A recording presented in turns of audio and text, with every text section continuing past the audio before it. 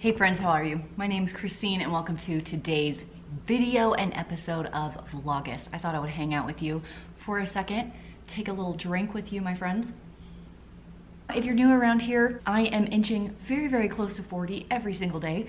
I am a mom to 4 kids, including 2 crazy teenagers. I have 1 teenager that is driving right now, so I'm pretty sure my wrinkle count on my face increases by 5 wrinkles every day.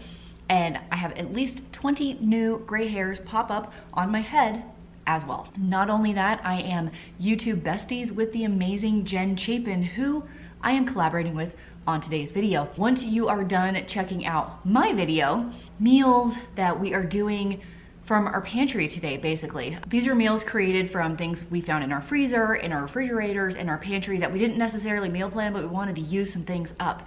And this is what I came up with. And when you're done with this video, go check out Jen's channel and you can see what kind of meals she came up with as well. She is a full-time working mom, so if you want that kind of support here on the YouTubes, why don't you head on over to her channel.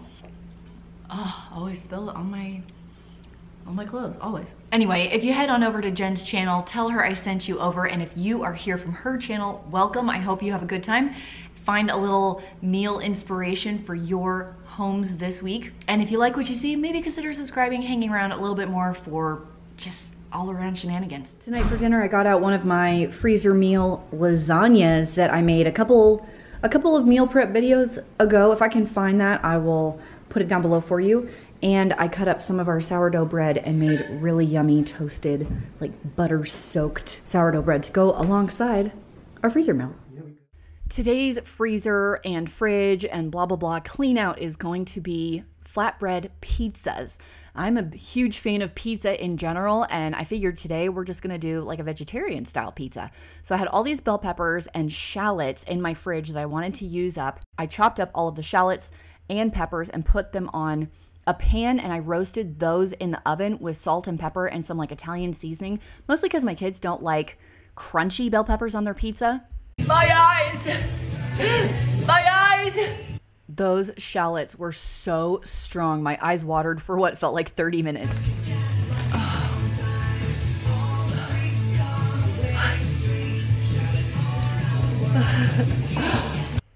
Here comes the oil and salt and pepper and some spices that I put on there. I've been using this big chunky kosher salt in a bowl to season all of my food. And then I've also been using the pink Himalayan salt, which is way more salty than I'll get into that in a different video. And if you want to make your flatbreads super crispy, just put them with a little bit of oil and put those in the oven as well. And then I made a simple pizza sauce out of cream cheese, some Italian seasoning, and tomato paste and water. So when my flatbreads came out of the oven after just being drizzled with olive oil and roasting for about 5-10 minutes, I put on my cream cheese, tomato paste, water. That sounds gross, but it was really tasty. Onto my little flatbreads as the pizza crust. And if you want to give it a little kick, some crushed red pepper flake is always a good choice. I would recommend that all the time. Topped that with my bell pepper and shallot roasted vegetables and just a touch of mozzarella cheese on top, and then back in the oven for 5 to 10 minutes, kind of depending on how crispy you like your bread and how dark you like your cheese. I like my cheese a little on the dark side, like kind of turning brown, so that's what I prefer on mine. This made 8, I think, flatbreads that I just had in my freezer. These were delicious. I really enjoyed this dinner. For our veggie side tonight, I have garden veggies. I have 1 zucchini and 3 full yellow squashes. I just chopped them up, I don't know, into similar like half moons or quarters, depending on how big they were. I've got a little bit of oil, and I'm trying out my Alpine Touch pepper blend with a little bit of pink Himalayan salt. This is gonna go in my air fryer for probably 10 to 15 minutes. I do have a full video on air fryer veggies. If you guys wanna go check it out, I'll leave that link down below for you. So probably gonna hit, I don't know, like the broccoli button. And I might have to go another 5, we'll just check it and see what it looks like. I ended up having to cook these a lot longer than I thought, like 25 minutes, and they still don't look that brown, probably because I overfilled it, my bad. I kinda do that a lot. I have some freezer meal chicken, like barbecue freezer meal chicken that I had gotten from the company Eating Together. If you guys wanna check out their free 1-month meal plan, I'll leave a link below for you. So we're trying the meat masher to shred cooked chicken. How's it going, Dave? I'm not sure. Not your fave? Maybe I'm doing the right tool for the job. All right, well, as soon as this is shredded, we're gonna dump in some barbecue sauce, AKA sugar sauce, and serve it on these honey, oat, and nut toasted bread. So we're gonna do like a shredded barbecue chicken sandwich with some zucchini and squash on the side. And that is tonight's very, very simple dinner. I know it's not the best picture, but it was really, really yummy. Oh, I look awful today. It's another day and another dinner.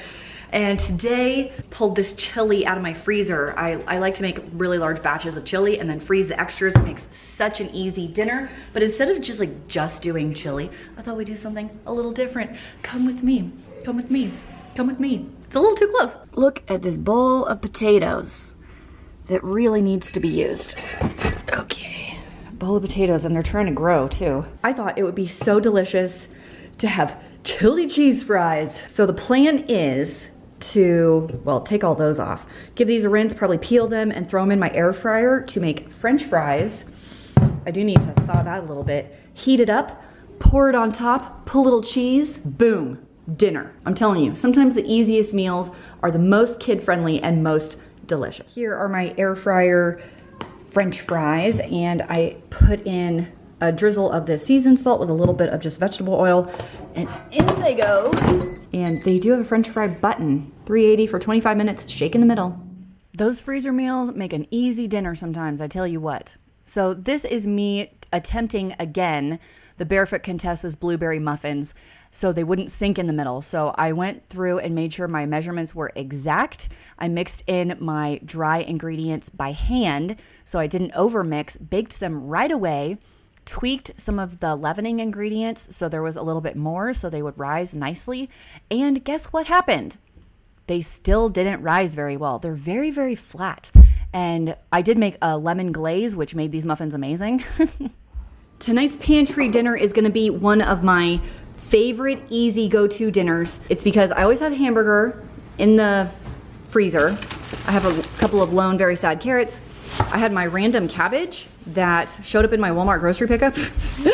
Don't think I ordered. Plus, green cabbage lasts forever in your refrigerator. So yeah, I've bought this and kept it for 6 weeks and it's been good. A couple of green onions I want to use up. We're gonna do my favorite Korean rice bowls from damndelicious.net, recipe down below.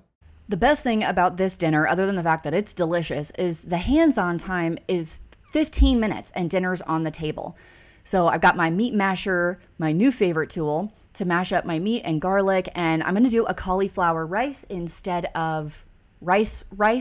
But I did also make rice noodles, so my kids could kind of pick if they wanted cauliflower rice or rice noodles. I think most of them picked the rice noodles. Dave and I kind of did a combination of both. Here's the meat with the sauce mixed right in. Here is my cauliflower rice. I just saute it in a pan with butter and salt and pepper until it's cooked. And here is the completed dinner I did. Sliced cucumber, lime wedges, sesame seeds, and a ton of shredded carrots. Oh my gosh, it was delicious.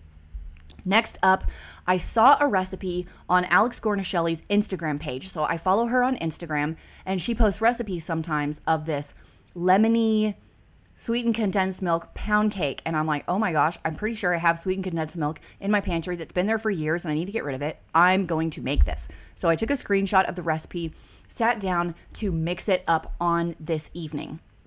So I got all of my ingredients out. Fortunately, I had a bag of lemons that I also don't think I ordered in my Walmart grocery pickup. So I had to use those up. And today I decided to use my KitchenAid, which I am not an expert at all. I went very slowly on the measurements as to not mess them up. After doing the blueberry muffin video, I'm more aware of being very exact in my measurements when I'm baking. So if you guys haven't seen like the Battle of the Blueberry Muffin, I'll leave that video down below. I creamed the butter and sugar together forever. Look how light and fluffy this is. Then I did the eggs one at a time. Please make sure you turn off your mixer before you add eggs, because let me tell you what, crunchy, crunchy bread, crunchy cheesecake, yeah, it's not really the best. So I've got my eggs going in one at a time. I feel like the mixing process of this took so long to do. And there's my sweetened condensed milk that went in there. I will say, oh yeah, by the way, if you're new, I don't measure my vanilla like ever. I just don't think it's necessary. If a little bit of vanilla is good, more vanilla has to be better. So here's what I'll say about pound cake. I don't know if you guys are fans of pound cake or not, but I'm generally not a pound cake lover. It's too, I don't know, dense, wet, not sweet enough, too rich for me. I don't know. I don't really jive towards really, really high fat foods and desserts in general. They're just too much for me. But Dave loves pound cake. So I thought he would really enjoy this. And this does have a lemon glaze that goes on top.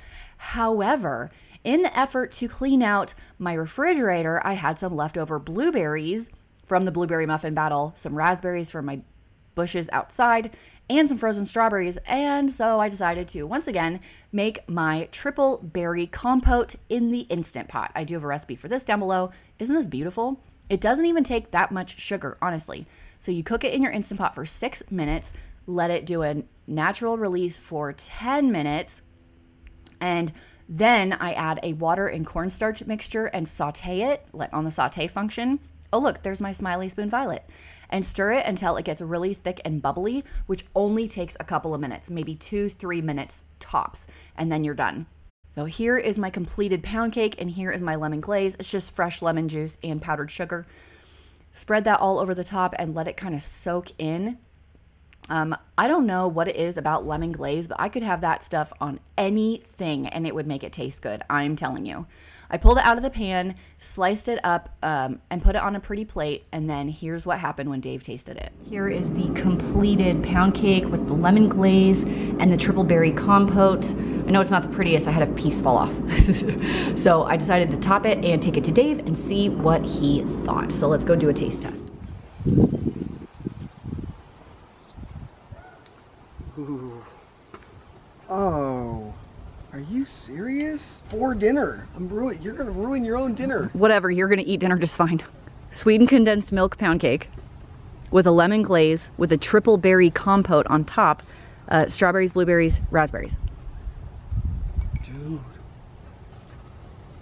How's this, okay? It's almost like a cobbler. Okay. Does it not taste like pound cake? It tastes like pound cake, but... It's the berries I put on that make it cobblery. Mm-hmm. Dude. Do I even have to have dinner? No, you don't have to have dinner. I'm not gonna make you eat dinner.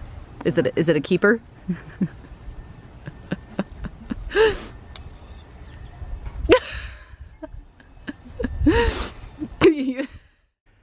This is the last meal of this video, and I had a couple of things hanging around. So I have these like panko breadcrumbs from one of those meal kits that I didn't end up using, just hanging out in my pantry, and I don't know why that one's half used. Like, what is the matter with me? An onion, the never-ending elbow macaroni noodles. So my favorite, sheet pan mac and cheese from damndelicious.net. It's seriously one of my favorite websites for fresh, new, really delicious recipes. So go check them out just in general because they're really yummy. And also, I did have this fresh Parmesan that Haley stored in these old, I think they're HelloFresh, little glass jars. They're actually the perfect little container to do sauces. So the whole recipe is down below for you. I have already mixed up my cheese sauce and I am pouring it onto the sheet pan, which is going to go back into the oven under broil to kind of like give you that nice crispy crust on top. Oh my gosh, it's life-changing. So I've made this sheet pan mac and cheese a lot. It's kind of my go-to homemade mac and cheese now. I feel like I get a little bit better at it every time. Like I tweak the seasonings a bit. I know how much salt I need. I know the right amount of cheese for the right amount of pasta. Like I can kind of feel the recipe because I've done it so many times, and my kids definitely said this was the best one I have made yet. Like it just gets better every time.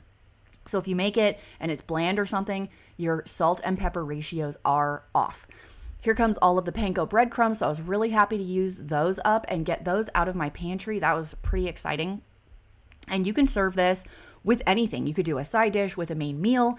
You could serve it just as a lunch with some fruit for your kids. It is so good. And yes, weirdly enough, the leftovers do reheat really well, in case you were wondering. You guys are still here? There's no more recipes.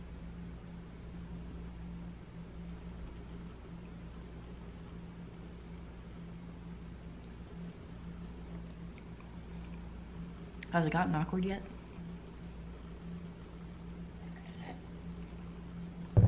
I do have a little surprise for you, for those that stuck around to the end in the final chit chat. Before I show it to you though, have you hit the thumbs up button yet today? on this video, maybe give it a go. One more time, go check out Jen's channel. She's so awesome. I don't know if this comes across on her videos, but she is incredibly intelligent and like wickedly funny. Her sense of humor is very sarcastic, much like mine. Like, I just find her very, very funny.